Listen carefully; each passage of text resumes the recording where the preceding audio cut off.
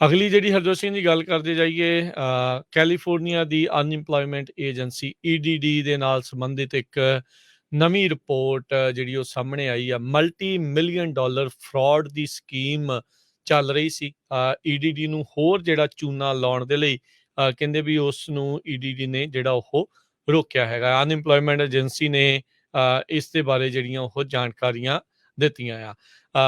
ਕਹਿੰਦੇ ਵੀ ਜਿਹੜਾ ਇਹ ਫਰਾਡ ਆ ਬਹੁਤ ਵੱਡੇ ਪੱਧਰ ਦੇ ਉੱਤੇ ਜਿਹੜਾ ਉਹ ਫੈਲਿਆ ਹੋਇਆ ਸੀ। ਇਹ ਉਦੋਂ ਤੋਂ ਚਾਲੂ ਹੋਇਆ ਜਦੋਂ ਤੋਂ COVID-19 ਦੀ ਪੈਂਡੈਮਿਕ ਅਸਿਸਟੈਂਸ ਲੋਕਾਂ ਨੂੰ ਮਿਲਣੀ ਸ਼ੁਰੂ ਹੋਈ ਸੀ। ਕਹਿੰਦੇ ਵੀ ਏਜੰਸੀ ਦੇ ਕੋਲ ਸ਼ੱਕੀ ਜਿਹੜੇ ਕਲੇਮ ਨੇ ਉਹ ਕਾਫੀ ਜ਼ਿਆਦਾ ਇਹ ਫਲੱਡ ਜਿਹੜੇ ਉਹ ਹੋਇਆ 47,000 ਤੋਂ ਵੱਧ ਕਹਿੰਦੇ ਵੀ ਇਕੱਲੇ ਮਈ ਮਹੀਨੇ ਦੇ ਵਿੱਚ ਫਾਈਲ ਕੀਤੇ ਗਏ ਸੀ। ਕਹਿੰਦੇ ਵੀ ਜਦ ਉਸ ਦੌਰਾਨ ਨਾਰਮਲ ਐਵਰੇਜ 7,000 ਰਹਿੰਦੀ ਹੈਗੀ ਆ। ਸੋ ਕਹਿੰਦੇ ਵੀ ਇਹਨਾਂ ਨੇ EDD ਨੇ ਇਹਨਾਂ ਸ਼ੱਕੀ ਕਲੇਮਸ ਨੂੰ ਭਰਪਾਈ ਤਾਂ ਨਹੀਂ ਕੀਤੀ। ਕਹਿੰਦੇ ਵੀ 560 ਮਿਲੀਅਨ ਡਾਲਰ ਦਾ ਚੂਨਾ ਜਿਹੜਾ ਆ ਉਹ ਲੱਗ ਸਕਦਾ ਸੀ। ਏਜੰਸੀ ਨੇ 115 ਮਿਲੀਅਨ ਬੈਨੀਫਿਟਸ ਦੇ ਵਿੱਚ ਪੇ ਕੀਤੇ ਆ ਤੇ ਮਈ ਦੇ ਜਿਹੜੇ ਇਸ 7 ਮਈ ਦੇ ਜਿਹੜੇ ਹਫਤੇ ਦੇ ਵਿੱਚ। ਸੋ ਇਹ ਲੇਟੈਸਟ ਹੀ ਜਿਹੜੀ ਹਰਜੋਤ ਸਿੰਘ ਜੀ ਇਹ ਗੱਲ ਹੈਗੀ ਆ। ਪੈਂਡੈਮਿਕ ਦੇ 2 ਸਾਲ ਤੋਂ ਬਾਅਦ ਦੇ ਵਿੱਚ ਵੀ EDD ਨੂੰ ਚੂਨਾ ਲਾਉਣ ਵਾਲੀਆਂ ਸਕੀਮਾਂ, ਫਰਾਡ ਕਰਨ ਦੀਆਂ ਸਕੀਮਾਂ ਅਜੇ ਵੀ ਤੱਤੀਆਂ ਜਿਹੜੀਆਂ ਉਹ ਚੱਲ ਰਹੀਆਂ ਆ। ਤੇ ਇਸ ਵਾਰ ਇਹਨਾਂ ਨੇ ਇਹ ਕਹਿ ਲਓ ਵੀ ਡਾਲਰ ਜਿਹੜੇ ਆ ਉਹ ਥੋੜੇ ਜਿਹੇ ਜਿਹੜੇ ਉਹ ਬਚਾ ਲਏ। ਸੋ ਕਹਿੰਦੇ ਵੀ ਇਹ ਨਵੇਂ ਰੂਲਸ ਦੇ ਜ਼ਰੀਏ ਇਹ ਫਰਾਡ ਜਿਹੜਾ ਉਹ ਕਰ ਰਹੇ ਸੀਗੇ, ਪਰ ਇਸ ਵਾਰ ਬਚਾਅ ਹੋ ਗਿਆ। ਪਰ ਓਵਰਆਲ EDD ਦੇ ਵਿੱਚ ਐਸਟੀਮੇਟਡ 20 ਬਿਲੀਅਨ ਡਾਲਰ ਕਹਿੰਦੇ ਆ ਵੀ ਲਾਸ ਹੋਇਆ ਆ ਕੈਲੀਫੋਰਨੀਆ ਦੇ ਵਿੱਚ ਹੀ।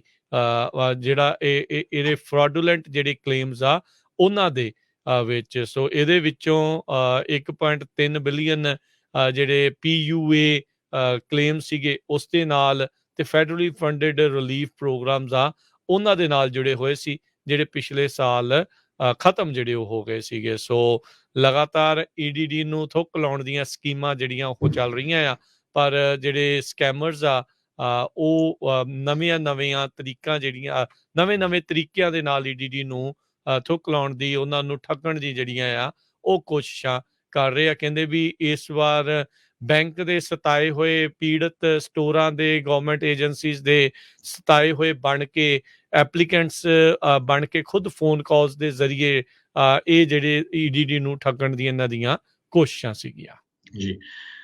ਅਗਲੀ ਜਿਹੜੀ ਹਰਜੋਤ ਸਿੰਘ ਦੀ ਗੱਲ ਕਰਦੇ ਜਾਈਏ ਕੈਲੀਫੋਰਨੀਆ ਦੀ ਅਨਇੰਪਲੋਇਮੈਂਟ ਏਜੰਸੀ EDD ਦੇ ਨਾਲ ਸੰਬੰਧਿਤ ਇੱਕ ਨਵੀਂ ਰਿਪੋਰਟ ਜਿਹੜੀ ਉਹ ਸਾਹਮਣੇ ਆਈ ਆ। ਮਲਟੀ ਮਿਲੀਅਨ ਡਾਲਰ ਫਰਾਡ ਦੀ ਸਕੀਮ ਚੱਲ ਰਹੀ ਸੀ। EDD ਨੂੰ ਹੋਰ ਜਿਹੜਾ ਚੂਨਾ ਲਾਉਣ ਦੇ ਲਈ ਕਹਿੰਦੇ ਵੀ ਉਸ ਨੂੰ EDD ਨੇ ਜਿਹੜਾ ਉਹ ਰੋਕਿਆ ਹੈਗਾ। ਅਨਇੰਪਲੋਇਮੈਂਟ ਏਜੰਸੀ ਨੇ ਇਸ ਦੇ ਬਾਰੇ ਜਿਹੜੀਆਂ ਉਹ ਜਾਣਕਾਰੀਆਂ ਦਿੱਤੀਆਂ ਆ। ਕਹਿੰਦੇ ਵੀ ਜਿਹੜਾ ਇਹ ਫਰਾਡ ਆ ਬਹੁਤ ਵੱਡੇ ਪੱਧਰ ਦੇ ਉੱਤੇ ਜਿਹੜਾ ਉਹ ਫੈਲਿਆ ਹੋਇਆ ਸੀ। ਇਹ ਉਦੋਂ ਤੋਂ ਚਾਲੂ ਹੋਇਆ ਜਦੋਂ ਤੋਂ COVID-19 ਦੀ ਪੈਂਡੈਮਿਕ ਅਸਿਸਟੈਂਸ ਲੋਕਾਂ ਨੂੰ ਮਿਲਣੀ ਸ਼ੁਰੂ ਹੋਈ ਸੀ। ਕਹਿੰਦੇ ਵੀ ਏਜੰਸੀ ਦੇ ਕੋਲ ਸ਼ੱਕੀ ਜਿਹੜੇ ਕਲੇਮ ਨੇ ਉਹ ਕਾਫੀ ਜ਼ਿਆਦਾ ਇਹ ਫਲੱਡ ਜਿਹੜੇ ਉਹ ਹੋਇਆ 47,000 ਤੋਂ ਵੱਧ ਕਹਿੰਦੇ ਵੀ ਇਕੱਲੇ ਮਈ ਮਹੀਨੇ ਦੇ ਵਿੱਚ ਫਾਈਲ ਕੀਤੇ ਗਏ ਸੀ। ਕਹਿੰਦੇ ਵੀ ਜਦ ਉਸ ਦੌਰਾਨ ਨਾਰਮਲ ਐਵਰੇਜ 7,000 ਰਹਿੰਦੀ ਹੈਗੀ ਆ। ਸੋ ਕਹਿੰਦੇ ਵੀ ਇਹਨਾਂ ਨੇ EDD ਨੇ ਇਹਨਾਂ ਸ਼ੱਕੀ ਕਲੇਮਸ ਨੂੰ ਭਰਪਾਈ ਤਾਂ ਨਹੀਂ ਕੀਤੀ। ਕਹਿੰਦੇ ਵੀ 560 ਮਿਲੀਅਨ ਡਾਲਰ ਦਾ ਚੂਨਾ ਜਿਹੜਾ ਆ ਉਹ ਲੱਗ ਸਕਦਾ ਸੀ। ਏਜੰਸੀ ਨੇ 115 ਮਿਲੀਅਨ ਬੈਨੀਫਿਟਸ ਦੇ ਵਿੱਚ ਪੇ ਕੀਤੇ ਆ ਤੇ ਮਈ ਦੇ ਜਿਹੜੇ ਇਸ 7 ਮਈ ਦੇ ਜਿਹੜੇ ਹਫਤੇ ਦੇ ਵਿੱਚ। ਸੋ ਇਹ ਲੇਟੈਸਟ ਹੀ ਜਿਹੜੀ ਹਰਜੋਤ ਸਿੰਘ ਜੀ ਇਹ ਗੱਲ ਹੈਗੀ ਆ।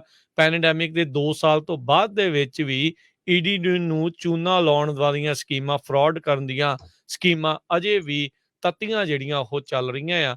ਤੇ ਇਸ ਵਾਰ ਇਹਨਾਂ ਨੇ ਇਹ ਕਹਿ ਲਓ ਵੀ ਡਾਲਰ ਜਿਹੜੇ ਆ ਉਹ ਥੋੜੇ ਜਿਹੇ ਜਿਹੜੇ ਉਹ ਬਚਾ ਲਏ। ਸੋ ਕਹਿੰਦੇ ਵੀ ਇਹ ਨਵੇਂ ਰੂਲਸ ਦੇ ਜ਼ਰੀਏ ਇਹ ਫਰਾਡ ਜਿਹੜਾ ਉਹ ਕਰ ਰਹੇ ਸੀਗੇ, ਪਰ ਇਸ ਵਾਰ ਬਚਾਅ ਹੋ ਗਿਆ। ਪਰ ਓਵਰਆਲ EDD ਦੇ ਵਿੱਚ ਐਸਟੀਮੇਟਡ 20 ਬਿਲੀਅਨ ਡਾਲਰ ਕਹਿੰਦੇ ਆ ਵੀ ਲਾਸ ਹੋਇਆ ਆ ਕੈਲੀਫੋਰਨੀਆ ਦੇ ਵਿੱਚ ਹੀ।